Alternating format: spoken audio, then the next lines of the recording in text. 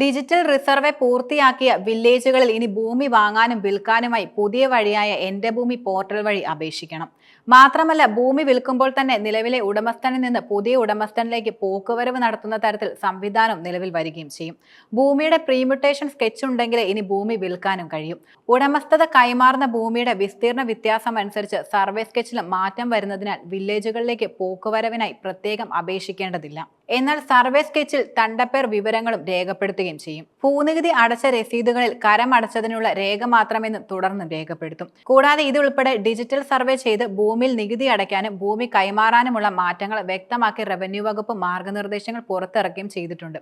Digital survey പൂർത്തിയായ വില്ലേജുകളിൽ നികുതി സ്വീകരിക്കുന്നത് ഡിജിറ്റൽ ബേസിക് ടാക്സ് രജിസ്റ്റർ പ്രധാനമായും അടിസ്ഥാനമാക്കിയായിട്ടായിരിക്കും.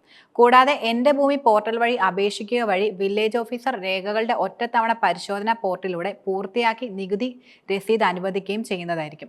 ഓൺലൈനായി ലഭിക്കുന്ന നികുതി രസീതിൽ പഴയതും പുതിയതുമായ സർവേ അല്ലെങ്കിൽ റീസർവേ നമ്പറുകളും ഉണ്ടാകും.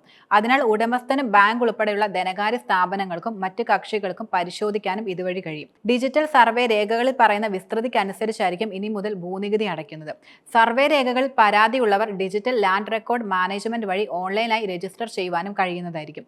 നിലവിൽ കാസർഗോഡ് ജില്ലയിലെ ഗുജ്ജാർ വില്ലേജിൽ മാത്രമാണ് പൈലറ്റ് പദ്ധതിയായി ഡിജിറ്റൽ സർവേ നിലവിൽ പൂർത്തിയായത്. 150 വില്ലേജുകളിൽ പദ്ധതി പൂർത്തിയായി ഉടൻ വിജ്ഞാപനം വരുമെന്ന് റവന്യൂ വകുപ്പ് നിലവിൽ അറിയിച്ചിട്ടുമുണ്ട്.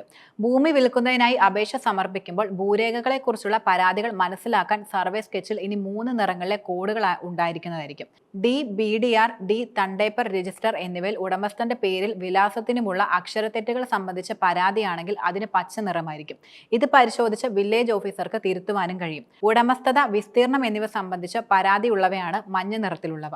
ചുവപ്പ് നിറത്തിലുള്ളവ സ്കെച്ച് സർക്കാർ ഭൂമിയുമായി അതിര് പങ്കിടുന്നതിനാൽ പരാതിയുള്ളവയാണ്. മഞ്ഞയിലും ചുവപ്പിലുമുള്ള ഭൂമിയുടെ പ്രീമ്യൂട്ടേഷൻ സ്കെച്ച് അനുവദിക്കുകയാണെങ്കിൽ പരാതികൾ ഉള്ളതിനാൽ സ്കെച്ചിൽ മാറ്റം വന്നേക്കും. മാത്രമല്ല വാട്ടർമാർക്ക് ചെയ്യുവാനും കഴിയും.